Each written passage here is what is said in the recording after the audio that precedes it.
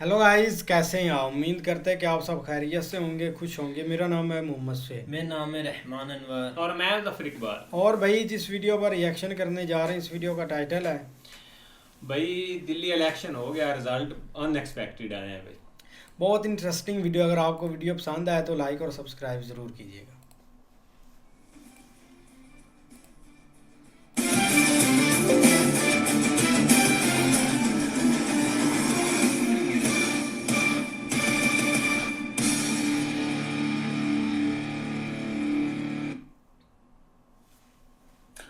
नमस्कार, बहुत स्वागत है आप सभी का। मैं हूं सुशांत सिन्हा। दिल्ली चुनाव के नतीजे आ चुके हैं और बॉस क्या नतीजे आए। एग्जिट पोल जब ऐसे आंकड़े बता रहा था तो लोगों को लग रहा था नहीं यार कैसे होगा क्या होगा, लेकिन नरेंद्र मोदी की महाजीत की खबर। अरविंद केजरीवाल अपने गढ़ में हार गए हैं और क्या अब अरविंद केजरीवाल की पार्टी टूट जाएगी? आगे केजरीवाल का पॉलिटिकल करियर अब कहां जाएगा? पंजाब में भी सरकार गिर जाएगी क्या? आज बहुत सारे ऐसे प्रश्न। मिल्कीपुर में बीजेपी ने इतिहास कैसे रच दिया, वहां क्या हुआ है? मोदी योगी ब्रांड कितना मजबूत हुआ है और दिल्ली में बीजेपी की जीत की वजह क्या है? आज आपको सब समझाऊंगा इस वीडियो में। लेकिन आगे बढ़ने से पहले दिल्ली में अरविंद केजरीवाल की हार और बीजेपी की प्रचंड जीत पर आपकी सोच क्या है, जरूर कमेंट करके बताइएगा कि क्यों केजरीवाल की हार हुई। आपको क्या लगता है? आपका कमेंट बड़ा इंपॉर्टेंट है। लेकिन पहले जरा इसको देखिए। अभी तक की जो खबर है, जिस वक्त मैं ये वीडियो बना रहा हूं, बीजेपी 48 सीटों पर आगे है, इसमें से कुछ वो जीत चुकी है। कांग्रेस आम आदमी पार्टी 22, कांग्रेस का फिर खाता नहीं खुला है और अन्य शून्य पर। बीजेपी 48 बॉस, ये मैसिव है क्योंकि ये वो बीजेपी है जो 27 साल से दिल्ली में सत्ता से बाहर थी। नरेंद्र मोदी ने इस बार क्या मैजिक किया है आपको बताऊंगा। लेकिन जो लोग ये कह रहे थे 240 सीटें देखने के बाद लोकसभा चुनाव की कि अरे मोदी ब्रांड खत्म हो गया, ब्रांड मोदी तो खत्म हो गया, मोदी कमजोर पड़ गए, बॉस हरियाणा, महाराष्ट्र और अब दिल्ली की ऐतिहासिक जीत ने साबित कर दिया है कि मोदी खत्म होने वालों में से नहीं है, मोदी खत्म करने वालों में से। सही बात। और इसलिए अगर आप देखेंगे कि जो कांग्रेस पार्टी इस वक्त शून्य सीट पर है, दिल्ली में 3 बार से उसका खाता नहीं खुला है, उसके लिए ऐसे मीम घूम रहे हैं, लोग सोशल मीडिया पे डाल रहे हैं, जरा जीरो चेक कर लो सर। वो पेट्रोल पंप पे आप जाइए तो लोग कहते नहीं कि पेट्रोल डालने में सर एक बार जीरो चेक कर लीजिए। तो राहुल गांधी को लोग वैसे ही बनाकर मीम में डाल रहे हैं कि वो भी जीरो ही चेक करवा सकते हैं। जिस तरह से कांग्रेस का नंबर आता है, जीरो चेक कर लो सर, ये राहुल गांधी के लिए लोग कह रहे हैं। लेकिन कांग्रेस पार्टी का जीरो इंपॉर्टेंट है या राहुल गांधी पॉलिटिक्स के जीरो साबित हो रहे हैं, ये भी बड़ा प्रश्न है, उस पर आऊंगा। लेकिन उससे पहले आपको दिखाता हूं कि प्रधानमंत्री नरेंद्र मोदी ने बीजेपी की इस प्रचंड जीत पर क्या पहला रिएक्शन दिया है। उन्होंने कहा कि जनशक्ति सर्वोपरि, विकास जीता, सुशासन जीता। दिल्ली के अपने सभी भाई बहनों को बीजेपी के को ऐतिहासिक जीत दिलाने के लिए मेरा वंदन और अभिनंदन। आपने जो भरपूर आशीर्वाद और स्नेह दिया है उसके लिए आप सभी का हृदय से बहुत बहुत आभार। दिल्ली के चौतरफा विकास और यहाँ के लोगों का जीवन उत्तम बनाने के लिए हम कोई कसर नहीं छोड़ेंगे, यह हमारी पार्टी की गारंटी है। इसके साथ ही हम यह भी सुनिश्चित करेंगे कि विकसित भारत के निर्माण में दिल्ली की अहम भूमिका हो। मुझे बीजेपी के अपने सभी कार्यकर्ताओं पर बहुत गर्व है जिन्होंने इस प्रचंड जनादेश के लिए दिन रात एक कर दिया। अब हम और भी अधिक मजबूती से अपने दिल्ली वासियों की सेवा करते रहेंगे। यानी पीएम मोदी ने एक बार फिर अपने कार्यकर्ताओं की तारीफ की। एक तरफ जब रिजल्ट आ रहा था तो प्रियंका वाड्रा से किसी ने पूछा कि क्या हो रहा है, कांग्रेस जीरो पे है, आम आदमी पार्टी हार रही है, तो बोली कि हम अभी रिजल्ट देखे ही नहीं। ये 11 बजे के आसपास की बात होगी, ये तो इनका नेतृत्व है। राहुल गांधी का तो अभी कोई रिएक्शन ही नहीं आया, वो अभी शून्य में ही कहीं विचरण कर रहे होंगे कि किस पे आरोप लगाना है। लेकिन अरविंद केजरीवाल का पहला रिएक्शन आया है और वो भी सुनना बड़ा दिलचस्प है। उसके बाद बताता हूं कि अरविंद केजरीवाल आखिर ये चुनाव हारे क्यों और क्या आम आदमी पार्टी टूटेगी या नहीं टूटेगी। एक बार केजरीवाल का पहला रिएक्शन हार के बाद। आज दिल्ली के चुनाव के नतीजे आए हैं और जनता का जो भी निर्णय है, जनता का जो भी फैसला है, उसे हम पूरी विनम्रता के साथ स्वीकार करते हैं। जनता का निर्णय सर माथे पर। मैं भारतीय जनता पार्टी को इस जीत के लिए बहुत बहुत बधाई देता हूं और मैं उम्मीद करता हूं कि जिस उम्मीद के साथ और जिस आशा के साथ लोगों ने उनको बहुमत दिया है, वो उन सभी उम्मीदों और आशाओं पे पूरा उतरेंगे। हमने पिछले 10 साल में जनता ने जो मौका दिया हमें, उन 10 सालों में हमने बहुत सारे काम किए। शिक्षा के क्षेत्र में, स्वास्थ्य के क्षेत्र में, पानी के क्षेत्र में, बिजली के क्षेत्र में, और भी अलग अलग तरीके से लोगों को राहत पहुंचाने की कोशिश की उनकी ज़िंदगी में, और दिल्ली के इंफ्रास्ट्रक्चर को भी हमने सुधारने की कोशिश की। अब जो जनता ने हमें निर्णय दिया है, हम न केवल एक कंस्ट्रक्टिव ऑपोजिशन का रोल निभाएंगे, बल्कि हम समाज सेवा, जनता के सुख दुख में काम आना, व्यक्तिगत तौर पे जिसको भी जो ज़रूरत होगी, हम लोगों के सुख दुख में हमेशा काम आएंगे। क्योंकि हम राजनीति में कोई सत्ता के लिए नहीं आए, हम राजनीति को एक जरिया मानते हैं जिसके जरिए जनता की सेवा की जा सके, जिसके जरिए लोगों के सुख दुख में काम आया जा सके। वो काम हम करते रहेंगे और हमें आगे भी इसी तरह से जनता के सुख दुख में काम आना है। मैं आम आदमी पार्टी के सभी कार्यकर्ताओं को बहुत बहुत बधाई देना चाहता हूँ। वो बहुत शानदार चुनाव लड़े, बहुत मेहनत की, उन्होंने बहुत कुछ सहा इस पूरे चुनाव के दौरान, उन्होंने बहुत शानदार चुनाव लड़ा। इसके लिए मैं उन सबको, सभी कार्यकर्ताओं को बहुत बहुत बधाई देना चाहता हूं। ये अरविंद केजरीवाल का पहला रिएक्शन। इसमें कम से कम इतना दिखता है कि अरविंद केजरीवाल कांग्रेस एंड टीम की तरह ईवीएम पे का रोना नहीं रो रहे हैं, चुनाव आयोग पे ठीकरा नहीं फोड़ रहे हैं, और एक सधे हुए नेता के तौर पर उन्होंने जिम्मेदारी ली कि भाई हम हार गए हैं और हम पब्लिक के लिए काम करेंगे, एक अच्छे ऑपोजिशन की भूमिका निभाएंगे। यहीं से अरविंद केजरीवाल राहुल गांधी की पॉलिटिक्स से अलग हो जाते हैं। उनको समझ में आ रहा है कि भाई पब्लिक का सेंटिमेंट मेरे साथ नहीं है, यहां से कोर्स करेक्शन करना पड़ेगा, और ईवीएम का रोना रोने और चुनाव आयोग ने ये कर दिया वो कर दिया, अब इसका टाइम गया। और इसको बोल के भी कोई मतलब नहीं, क्योंकि उनको पता है कि ये सच्चाई नहीं है। इसलिए उन्होंने बहुत शालीनता से कहा कि भाई मैं स्वीकार करता हूं, मनीष सिसोदिया भी 600 वोट से आ रहे हैं, लेकिन उन्होंने किसी पर ठीकरा नहीं फोड़ा कि भाई इसकी वजह से हो गया, उसकी वजह से हो गया। खैर, आज देखिए हुआ क्या, अरविंद केजरीवाल अपना चुनाव हार गए, सत्येंद्र जैन हार गए, मनीष सिसोदिया हार गए। आप देखिए कि तीनों बड़े नेता जो जेल गए थे वो सब अपना चुनाव हार गए। तो कई लोगों का यह भी मानना है कि भाई ये जो करप्शन के आरोप लगे उसका डेंट लगा अरविंद केजरीवाल पर। एक बड़ी वजह यह रही कि अरविंद केजरीवाल की हार हुई है। दूसरी एक बड़ी वजह जो लोग मानते हैं कि भाई इस बार बीजेपी ने एक बड़ा स्ट्रैटेजिक तौर पर गेम खेला, और उन्होंने ये किया कि वो भी फ्रीबीज लेकर चले आए। अब इसके लिए बीजेपी की आलोचना हो सकती है, लेकिन बीजेपी का कहना था कि भाई हम इसलिए लाए क्योंकि लोकसभा में तो हम 7 की 7 सीट जीत जाते हैं, यहां केजरीवाल जो है वो हमको बार बार जबरदस्त हरा देते हैं, क्योंकि उनके पास फ्रीबीज है, हमारे पास फ्रीबी नहीं होता। तो बीजेपी फ्रीबी लेकर आई, कांग्रेस और बड़ी फ्रीबीज लेकर आई। तो पब्लिक के सामने केजरीवाल की मुफ्त की योजनाएं, कांग्रेस की मुफ्त की योजनाएं और बीजेपी की मुफ्त की योजनाएं। बीजेपी को बड़ा फायदा हो गया ब्रांड मोदी का, मोदी है तो मुमकिन का, क्योंकि जो झुग्गी झोपड़ी में रहने वाले लोग हैं से लेकर मिडिल क्लास तक, हर किसी को मोदी है तो मुमकिन है इस नारे पर भरोसा है। इसलिए मुफ्त में तो सब दे रहे थे, लेकिन कौन वाकई में सुधार भी करेगा, बेहतर सेवा देगा, मुफ्त में देगा या नहीं देगा, इसकी गारंटी नरेंद्र मोदी का नाम बन गया। और इसीलिए अब मैं कह रहा हूं कि ब्रांड मोदी आज भी इंटैक्ट है, जो ब्रांड केजरीवाल पर भारी पड़ गया जब फ्री की सेवाएं या दूसरी सेवाएं देने की बात है। लोगों को यह भी लगा कि भाई कांग्रेस को 15 साल ट्राई किया, अरविंद केजरीवाल को 10 साल 11 साल देख लिया, अब सेंटर और दिल्ली में एक सरकार रखकर देख लेते हैं कि बीजेपी कैसा काम करती है, सड़कें बनती है नहीं बनती हैं, नालियां साफ होती हैं या नहीं होती हैं, यमुना साफ होती है या नहीं होती है। और बीजेपी अगर यमुना साफ कर देगी तो ये बहुत बड़ी बात होगी। तो इस पूरे चुनाव में मुझे लगता है ब्रांड मोदी बड़ा फैक्टर रहा है, क्योंकि नरेंद्र मोदी जहां जहां चुनाव प्रचार करने भी गए दिल्ली में, वो सारी सीटें बीजेपी ने जीती है, और राहुल गांधी जहां जहां प्रचार करने गए वो सारी सीटें कांग्रेस जो है वो हार गई। तो अपने आप में दिखाता है कि दोनों नेताओं में कितना बड़ा फर्क है। दूसरा एक बड़ा अंतर जो मुझे लगता है कि ये भ्रष्टाचार का आरोप लगा केजरीवाल पर, वो तो है ही, शीश महल का बड़ा इंपैक्ट रहा, क्योंकि अरविंद केजरीवाल की छवि एक ऐसे नेता की थी जो पॉलिटिक्स बदलने आए। शीश महल का जब आरोप लगा तो उस छवि को डेंट लगा, और अरविंद केजरीवाल ने अलग अलग इंटरव्यूज में इस बार शीश महल पर माफी मांगने की बजाय उन्होंने उसको डिफेंड किया। मुझे लगता है अगर अरविंद केजरीवाल माफी मांग लेते, जैसे वो कई चीजों के लिए मांगते हैं, या उन्होंने इसी चुनाव में कहा कि फलाना फलाना काम हम नहीं कर पाए, आगे कर देंगे, उसी तरह से अगर वो शीश महल पर माफी मांग लेते कि ठीक है बीच में मैं थोड़ा सा डिरेल हो गया था और मैंने ये काम कर दिया, लेकिन मुझे लगता है मैंने गलत किया, अब मैं शीश महल में नहीं रहूंगा। अगर केजरीवाल शीश महल को डिफेंड करने और ये कहने के बजाय कि उसके कागज गलत थे, ये था वो था, अगर उन्होंने अपनी गलती मानकर स्वीकार कर लिया होता इसको, तो मुझे लगता है वो बहुत हद तक एक बड़ी पॉलिटिकल स्ट्रैटेजी के तहत लोगों के गुस्से को कम कर पाते और इस रिजल्ट को बेहतर कर पाते। तो कई लोगों का यह मानना है कि शीश महल ने भी अरविंद केजरीवाल को डेंट दिया है। आपकी राय क्या है जरूर बताइएगा। लेकिन एक और जो अरविंद केजरीवाल को नुकसान पहुंचाया, और वो पहुंचाया कांग्रेस पार्टी। कांग्रेस पार्टी भले 0 सीट लाई, लेकिन उसने अरविंद केजरीवाल को बड़ा डेट दिया। जैसे अगर मैं आपको कुछ सीटों के बारे में बताऊं, नई दिल्ली की सीट जहां अरविंद केजरीवाल करीब करीब 4000 वोट से हारे, और आप देखिए संदीप दीक्षित को कितने वोट मिले, 4568।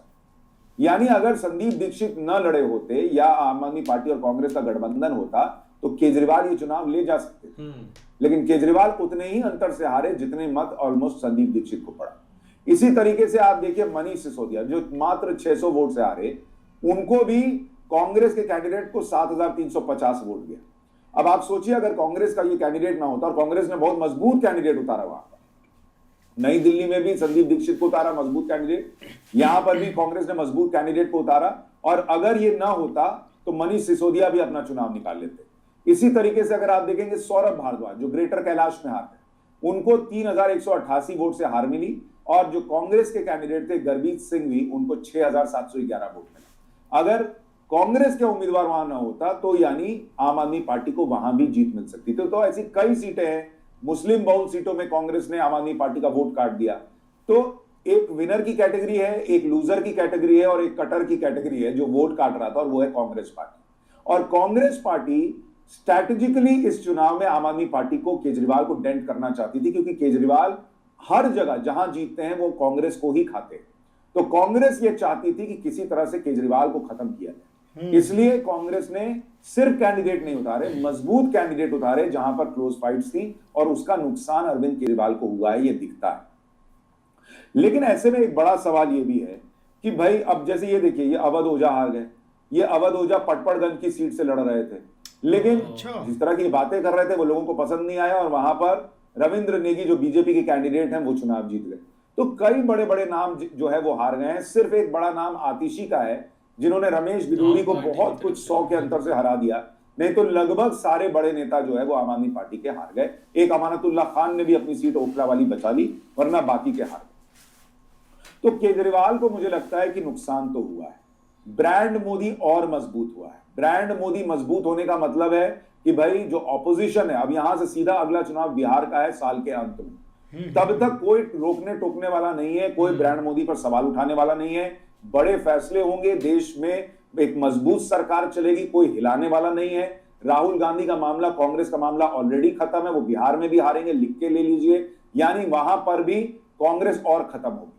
और जिस तरह से कांग्रेस ने इस बार अरविंद केजरीवाल की पार्टी के वोट काटे हैं, मुझे लगता है ममता बनर्जी, अखिलेश यादव और अरविंद केजरीवाल, ये 3 लोग मिलकर जो हैं वो राहुल गांधी के खिलाफ मोर्चा खोलेंगे कि ये लोग चुनाव जीतते नहीं है और ये हमारा वोट काटते हैं, हमको नुकसान करते हैं। या तो ये लड़ना छोड़ें या साथ रहना है तो तय कर लें कि कहां कितनी सीटों पर लड़ना, अभी डिसाइड करें। तो मुझे लगता है कि इंडिया अलायंस के भी आखिरी सांसें ऑलरेडी चल रही थी, वो वेंटिलेटर पे था, हो सकता है दम भी तोड़ दे, और राहुल गांधी को एक तरह से बहुत बड़ा विरोध झेलना पड़ सकता है, क्योंकि वो डिलीवर कर नहीं पा। अब उनकी पार्टी में जो है वो ये गुलामी की मानसिकता है कि गांधी परिवार ने जो कर दिया कह दिया, कोई सवाल नहीं उठाएगा, लेकिन बाहर ऐसा होता नहीं। तो ये इस बार राहुल गांधी के लिए भारी पड़ सकता है। एक और चीज ध्यान रखिए, अरविंद केजरीवाल के लिए सिल्वर लाइनिंग ये है कि जब कांग्रेस यहां पर दिल्ली में चुनाव लड़ी तो उसका वोट प्रतिशत बहुत नहीं बढ़ा, वही डबल डिजिट में भी नहीं गया है, और उसकी सीटें भी नहीं बढ़ी हैं। यानी अरविंद केजरीवाल के लिए अच्छी बात यह है कि उनकी पार्टी को अभी भी 20s में सीटें हैं, और यहां से वो वापसी के लिए मेहनत करेगी तो हो सकता है आगे कुछ कर पाए, क्योंकि कांग्रेस का रिवाइवल नहीं हो रहा है। नंबर 2 की पार्टी अभी भी अरविंद केजरीवाल की पार्टी है। अगर बीजेपी, कांग्रेस और फिर अरविंद केजरीवाल की पार्टी आप हो जाती तो फिर यह माना जा सकता था कि केजरीवाल के लिए रिकवरी बहुत मुश्किल है। लेकिन यहां से केजरीवाल फिर भी प्रयास करें तो संभव है कि वो कांग्रेस को रौंद दें और ऊपर आ जाए। अब सवाल है कि क्या केजरीवाल की पार्टी टूट जाएगी और क्या पंजाब की सरकार गिर जाएगी। देखिए, मुझे लगता है कि केजरीवाल का जो पहला रिएक्शन आया है वो अपने आप में दिखाने के लिए काफी है कि केजरीवाल बहुत सदी हुई पॉलिटिक्स अब यहां से करने वाले हैं। उनको समझ में आ गया है कि जो चीजें उन्होंने की, जो चीजें उन्होंने लाइटली ली, वो जनता ने स्वीकार नहीं किया। और उनको यह भी पता है कि कांग्रेस और बीजेपी दोनों आम आदमी पार्टी को खत्म करना चाहते हैं, क्योंकि दोनों को यह सूट नहीं करता। इसलिए अरविंद केजरीवाल मुझे लगता है कि इस वक्त अपनी पार्टी को इंटैक्ट रखने के लिए हर संभव प्रयास करेंगे। कुछ लोग कह रहे हैं कि केजरीवाल पंजाब के सीएम बन जाएंगे। मुझे नहीं लगता केजरीवाल ऐसा ब्लंडर करेंगे, ये पॉलिटिकल ब्लंडर होगा। और केजरीवाल अगर कोर्स करेक्शन कर ले और यहां से पंजाब में जो उन्होंने वादे किए वो पूरा करना शुरू कर दें, तो उनके लिए मौका है कि वो पंजाब में एक बेहतर गवर्नेंस का मॉडल देकर अपने आप को फिर से दिल्ली के लिए तैयार करें और देश के दूसरे हिस्सों के लिए तैयार करें। सही बात। तो जैसे बीजेपी ने 240 सीट जीतने के बाद अपना रास्ता सुधारा था, अगर केजरीवाल वैसा कर पाए तो केजरीवाल कमबैक करने की स्थिति में शायद आ सकते हैं। लेकिन फिलहाल जो है केजरीवाल के लिए मुश्किलें बढ़ेंगी। मुझे लगता है उनकी पार्टी को तोड़ने का प्रयास जरूर होगा, उनके विधायकों को खींचने का प्रयास जरूर होगा। पिछली बार स्थिति यह थी कि भाई अरविंद केजरीवाल जेल भी गए, तब भी पार्टी उस तरह से नहीं टूटी क्योंकि दिल्ली में सरकार थी। इस बार केजरीवाल के लिए दिक्कत यह है कि दिल्ली में सरकार भी नहीं है और केजरीवाल खुद भी हार गए हैं, तो कहीं उनकी पार्टी में जो है वो लोग इस घबराहट में क्या पार्टी का क्या होगा, क्या केस होगा, नहीं होगा, इधर उधर जाना ना शुरू कर। दूसरी बात, केजरीवाल के लिए एक चीज फिर भी अच्छी है कि वो तो हारे ही हैं, लेकिन उनकी पार्टी के सारे बड़े नेता भी हार गए। तो कोई नेतृत्व को लेकर सवाल खड़ा करने वाला नहीं है, क्योंकि तुम खुद हारे गए हो तो क्या केजरीवाल से सवाल पूछो। तो मुझे ऐसा लगता है कि केजरीवाल की पार्टी को तोड़ने का प्रयास होगा। थोड़े बहुत लोग इधर उधर जाने का प्रयास कर सकते हैं, लेकिन केजरीवाल की पॉलिटिक्स को अभी ही खत्म मान लेना मुझे लगता है जल्दबाजी होगी। केजरीवाल बहुत शातिर दिमाग से सोचते हैं, एक सदैव नेता के तौर पर सोचते हैं और वो कमबैक के लिए जरूर प्रयास करेंगे। आपकी राय क्या है? क्या उनकी पार्टी टूटेगी और पंजाब में सरकार गिरेगी? जरूर बताइएगा। लेकिन इस बीच एक और बड़ी खबर आपको बता दूं कि मिल्कीपुर में जो अयोध्या की मिल्कीपुर सीट है, वहां बीजेपी ने प्रचंड जीत हासिल की है। वहां पर अवधेश प्रसाद के जो बेटे हैं उनको चंद्रभान पासवान ने अजीत प्रसाद को 53,929 वोट से हरा दिया है। अब जैसे केजरीवाल ने तो हार स्वीकार कर ली, लेकिन अखिलेश यादव और उनकी पार्टी छाती पीट रहे हैं कि चुनाव आयोग ने मिलकर हरवा दिया और प्रशासन ने हरवा दिया। अगर चुनाव आयोग और प्रशासन ऐसे हरवा सकता है तो फिर मान के चलिए कि भाई योगी 2027 जीत गए, फिर चुनाव मत लड़िएगा। लेकिन चुनाव भी लड़ना है और गाली भी देना है, ये इन लोगों का हिसाब है जो कि चल रहा है। और इसलिए मैंने कहा कि अरविंद केजरीवाल कम से कम इनसे तो अलग निकले। उन्होंने चुनाव आयोग को और ईसी को और ईवीएम को गाली नहीं दी। लेकिन मिल्कीपुर की जीत दिखाती है कि कैसे मोदी योगी के राज में हिंदू एकता जो है ना वो कंसोलिडेट हो रही है, हिंदू एकता का नैरेटिव सेट हो रहा है। क्योंकि जब अयोध्या में हार हुई और अरविंद केजरीवाल ने अवधेश प्रसाद को एक ट्रॉफी की तरह साथ लेकर घुमाना शुरू किया, यह दिखाने के लिए कि देखो मैंने बीजेपी को अयोध्या में हरा दिया, उसने लोगों के जख्मों पे नमक का काम किया। जिन लोगों को लगता था कि भाई मंदिर बना अयोध्या में, राम मंदिर बना, फिर भी बीजेपी हार गई, ये क्या गलती हो गई, उन लोगों के जख्मों को भरने ही नहीं दिया कि अखिलेश यादव ने अवधेश प्रसाद को ट्रॉफी बनाकर घुमाते वक्त। और इसलिए माफ कीजिएगा, अखिलेश यादव इस हार के लिए खुद भी जिम्मेदार है। उन्होंने अहंकार दिखाया और उस अहंकार की हार हुई है जो आज नतीजा आया है मिल्कीपुर। और मोदी योगी का ब्रांड और मजबूत हुआ है। जो लोग कह रहे थे योगी की कुर्सी खतरे में है, कोई खतरे में नहीं है बॉस। आप देख लीजिए 10 उपचुनाव हुए हैं यूपी की सीटों के और उसमें 8 पर बीजेपी जीती है, 2 पर अखिलेश यादव जीते हैं, वो भी उनका गढ़ रहा है इसलिए जीते हैं। मोदी योगी का इंटैक्ट रहना, उनकी जोड़ी का इस तरह से काम करना, यह दिखाता है कि बीजेपी की हिंदुत्व वाली पॉलिटिक्स और मजबूत होने जा रही है। हमने महाकुंभ में देखा जिस तरह से हिंदू एकता और सनातन की एकता नजर आई है, वो देश में फैलती हुई दिख रही है। और इसलिए आने वाले सालों में हिंदुत्व का परचम लहराएगा, इसकी भी पूरी उम्मीद है। सनातन का परचम लहराएगा, इसकी भी पूरी उम्मीद आज मिल्कीपुर के नतीजों से साफ हो गई। आपकी राय क्या है इन नतीजों को लेकर? कमेंट करके जरूर बताइएगा। वीडियो को लाइक और शेयर कीजिएगा। ऐसे ही है, बहुत कमाल की एक वीडियो है, क्योंकि एक पीएम मोदी जी भाई एक दिल्ली एक इलेक्शन जीत गए हैं। हम भी 1-2 दिन से वीडियो बना रहे थे, लेकिन जो एक पब्लिक का एक पॉइंट ऑफ व्यू भी देखा है, एक ग्राउंड पर भी जाकर एक भाई ने एक वीडियो बनाई थी वो भी देखी है। जो एक वादे थे ना, एक अब ज़्यादातर हमें नहीं यार एक दिल्ली का पता है कि कितने उधर काम हुए हैं कितने नहीं, लेकिन एक लोगों के एक पॉइंट ऑफ व्यू देखे ना तो रिजल्ट के साथ ही ये चीज़ें खुल जाती है सब के, एक कितना एक काम हुआ है कितना नहीं हुआ। अब सबसे जो एक बड़ी बात है कि जो एक लोग हारे हैं ना, वो एक अपनी हार को एक बर्दाश्त कर रहे हैं और उसको एक एक्सेप्ट कर रहे हैं कि वाकई हम हार हैं और लोग हमसे ना खुश है। ये एक बहुत बड़ी बात होती है, एक पता चल जाता है ना कि हमने जितना काम किया कितना नहीं। अब वो भी हमें दिन याद है जब एक एक केजरीवाल के भाई एक स्टेटमेंट या बयान आते थे कि इस जन्म में तो पीएम मोदी जी हमें नहीं हरा सकते, लेकिन अब टाइम भाई एक बदल गया। मुझे लगता है कि एक दिल्ली के लोग चाहते हैं कि एक हमें एक बीजेपी को एक मौका इधर मिले दिल्ली में और एक चीज़ एक चेंज हो, इसलिए भाई एक चेंज तो किया। पहले मुझे लगता है कांग्रेस की भी रही है एक एक हुकूमत, अब केजरीवाल भाई काफ़ी दिन से रहा है और काफ़ी एक सालों से, अब भाई एक बीजेपी को मौका मिला और काफ़ी एक कमाल के एक इलेक्शन हुए हैं। एक पाकिस्तान में काफ़ी इसकी एक चर्चा की गई थी, एक डॉन ने तो आज भाई एक न्यूज़ काफ़ी इस पर लंबी छापी थी। आप देखो एक नेगेटिव बोलते हैं या एक पॉजिटिव है, ये तो देखकर पता चलेगा, लेकिन बहुत इंटरेस्टिंग है यार। बहुत एक बड़ी मात्रा में एक बड़ी एक लीड से जीते हैं और अयोध्या का भी इस दफ़ा एक रिज़ल्ट सुनकर काफ़ी एक हैरान कुन हुआ, क्योंकि पिछली दफ़ा काफ़ी कंट्रोवर्सी बन गई थी और अयोध्या के भाई एक रिज़ल्ट पर। बिल्कुल यार, एक तब लोगों ने यही बोला था कि एक राम मंदिर बना है और फिर एक लोगों के जो वोट है ना, उस वक्त लोगों को काफ़ी ज़्यादा दुख भी लगा था इस चीज़ के बारे में, क्योंकि उनको बाद में एक चीज़ का पता चला। लेकिन इस बार जो अपना गुस्सा है ना, वो लोगों ने यार बहुत एक ख़तरनाक तरीके से दिया उनको, कि मतलब 50,000 प्लस की लीड से है ना वो बीजेपी की एक वोटर जो है ना उन्होंने वोट किए हैं और वो जीते हैं। बाकी एक केजरीवाल की बात करें तो यार उन्होंने जो उनकी एक स्पीच है या उन्होंने एक जो बयान दिया है हारने के बाद, वो काफ़ी अच्छा था कि वो उन्होंने बोला है ठीक है जैसे एक लोगों की इच्छा है, उन्होंने एक बीजेपी सरकार को मौका दिया है और उम्मीद है कि वो सरकार एक पूरी उतरेगी। वो तो अब ज़ाहिर सी बात है कि पीएम मोदी यार जिस साइड भी जाते हैं ना, वो एक लोगों को काफ़ी ज़्यादा सुविधा देते हैं ताकि वो आगे से आगे बढ़ सकें। और दिल्ली के जितने भी लोग हैं उन्होंने इस बार एक बीजेपी को ना एक मौका दिया है। अब आगे आगे देखते हैं कि कैसे उनकी मतलब मांगे पूरी होती हैं नहीं होती, क्योंकि अगर होंगी तो फिर तो ये कभी भी नहीं सरकार जाएगी। अब जैसे एक पहले उन केजरीवाल की भी सरकार ठीक थी, लेकिन अब उनसे लोग जैसे नाखुश हुए या उनकी कुछ मिस्टेक्स हुई हैं उनसे, तो फिर ये रिजल्ट आए हैं। लेकिन अब जो पीएम मोदी का कम बैक है ना, वो यार हो गया। जो ये 3 बड़े इलेक्शन हुए हैं ना, हरियाणा, महाराष्ट्र और दिल्ली वाला, इससे उन हरियाणा में तो होने नहीं अभी हो गए हैं। वो सबसे अच्छा, पहले हरियाणा में वहां भी से हो गए? जीते थे, फिर वाह। महाराष्ट्र से जीते, अब तीसरी जगह बिहार ये में होने हैं। बिहार वाली चौथी जगह होगी जहाँ से भाई पीएम मोदी पूरा कम बैक करके देंगे और पूरे इंडिया में सिर्फ बीजेपी की हुकूमत होगी, हर तरफ जिस भी स्टेट की तरफ जाएंगे।